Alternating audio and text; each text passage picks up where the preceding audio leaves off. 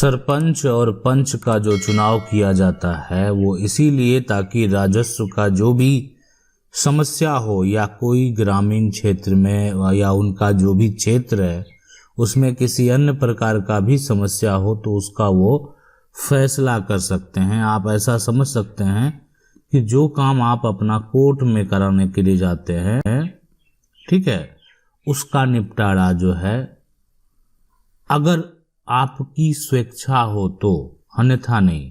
अगर आपकी स्वेच्छा नहीं है तो नहीं होगा, अगर आपकी स्वेच्छा है तो फिर।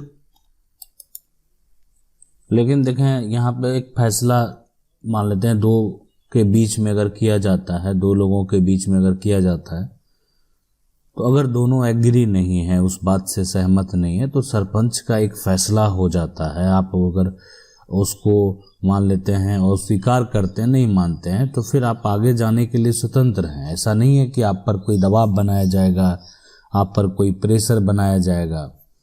लेकिन अगर कोई भी संपत्ति का मामला है और जो सरपंच हैं वो एक तरह से रजिस्टर काम जो है वो किसी एक को कर दे और उसमें आपकी मर्जी भी एक तरह से नहीं लिया जाए, तो यहाँ पे दिक्कत हो सकता है कि जो नियम है ना, वो तो फॉलो करने ही चाहिए। सवाल है कि सरपंच ने जमीन का रजिस्टर पट्टा किसी एक भाई के नाम बिना हमारी मर्जी के कर दिया है, क्या वह जो है खारिज करवाया जा सकता है?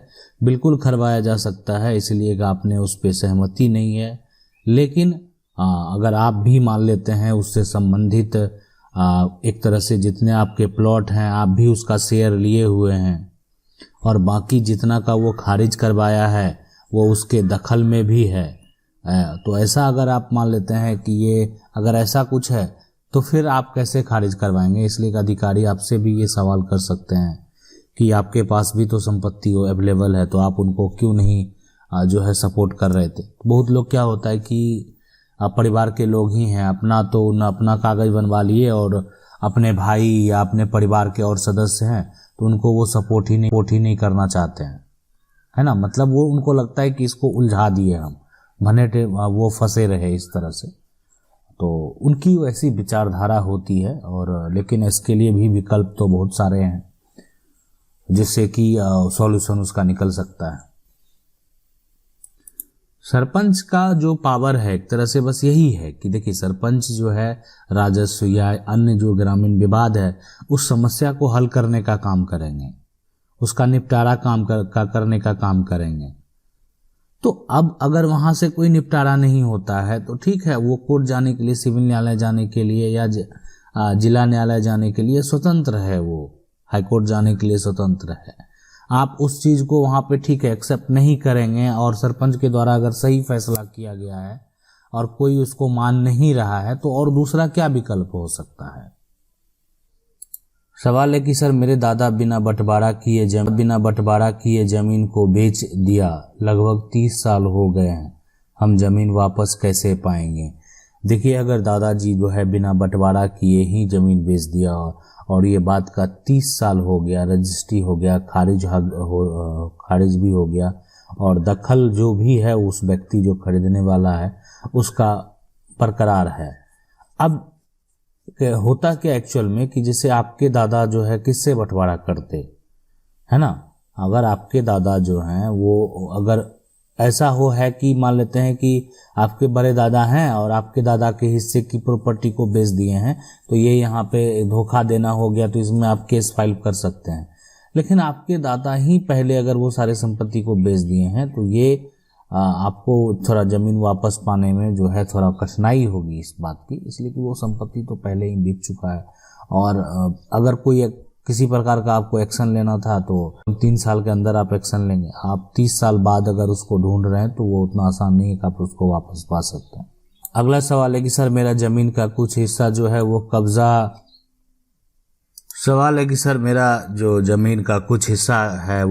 कर रखा है, जिससे थोड़ा जो है यहाँ पे भाग में घर बनाकर रखा और इसमें जो है सिविल सूट किया है और मेरे पास जो है जमीन का सारा कागज जो है के वाला जो है और अंचल जो है रिपोर्ट।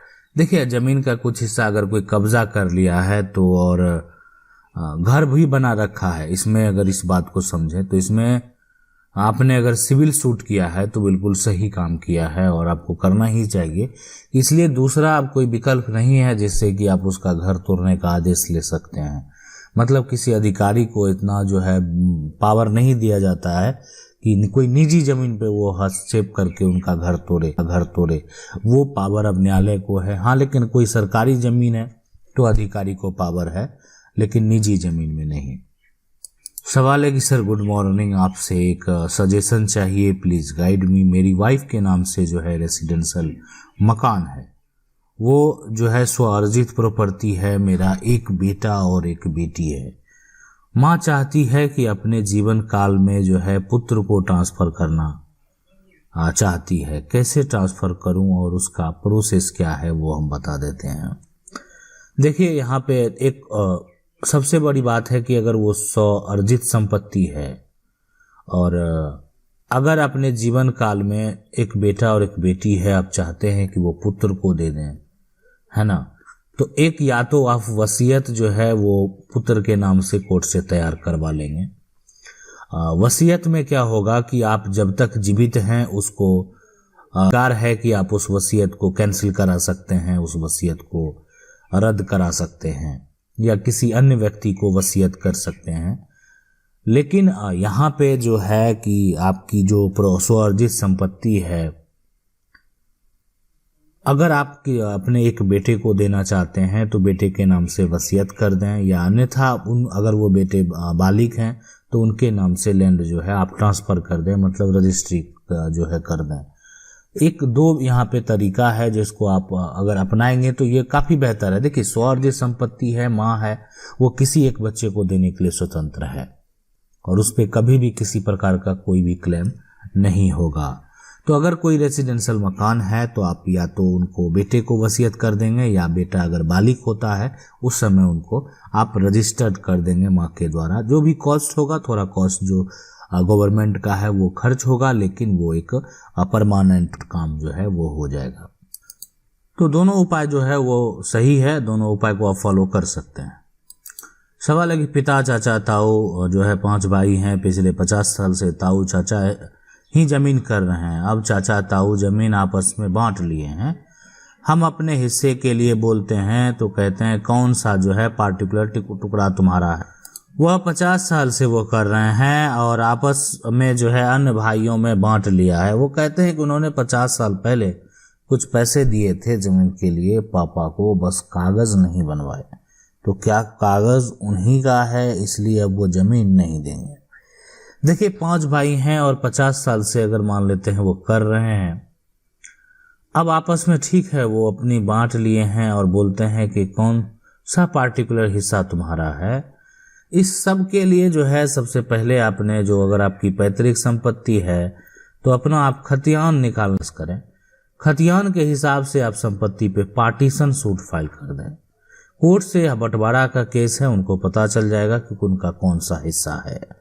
आपके वंशावली के हिसाब से अगर आप उसके हकदार हैं तो आपकी संपत्ति को कोई नहीं ले सकता है, आप उसका अपना हक जो है वो निकाल सकते हैं।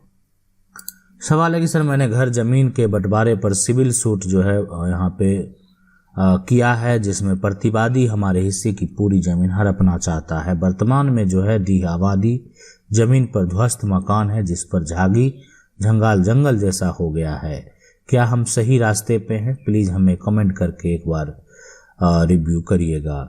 देखिए, घर जमीन जो है बंटवारे के लिए अगर आपने सिविल सूट किया है तो बहुत बेहतर ये तरीका है, और एक बार अगर आप इससे सही तरीके से बंटवारे कर लेंगे। देखिए, कोई हिस्से की संपत्ति को हड़पना चाहता है तो वो यहाँ पे अलग बात है, लेकिन आपका जितना भी परसेंटेज शेयर बनता है उस शेयर को आप जो है निकाल सकते हैं, हासिल कर सकते हैं। और जो आपके और भी परिवार के लोग हैं उसका भी जितना जो शेयर बनेगा, मान लेते हैं कोई एक मकान है और उसमें अगर 4 लोग ये कह रहे हैं कि हमको इसमें से हिस्सा लेना है, तो आप उसमें रोक नहीं सकते हैं। उस चारों को जो है वो हिस्सा जरूर हासिल कर लेंगे, इसलिए कि वो सब इस बात पे कोर्ट में भी अडिग हैं कि उनको इसमें इस प्रॉपर्टी में हिस्सा उनको भी चाहिए, बराबर चाहिए। ठीक है। और अगर वो संपत्ति आपके पूर्वज के नाम से है तो कोर्ट के द्वारा सबों को उसमें हिस्सा दिया जाएगा, कोई एक चाहेगा कि इसमें हमको हिस्सा मिले, ठीक है, तो ये भी संभव नहीं है। आशा करते हैं वीडियो अच्छा लगा होगा। वीडियो अच्छा लगा वीडियो को लाइक जरूर कर दें। चैनल को पहली बार देख रहे हैं सब्सक्राइब करके जो बेल आइकन है उसको जरूर दबा लें। मिलते हैं अगले वीडियो में, तब तक के लिए जय हिंद।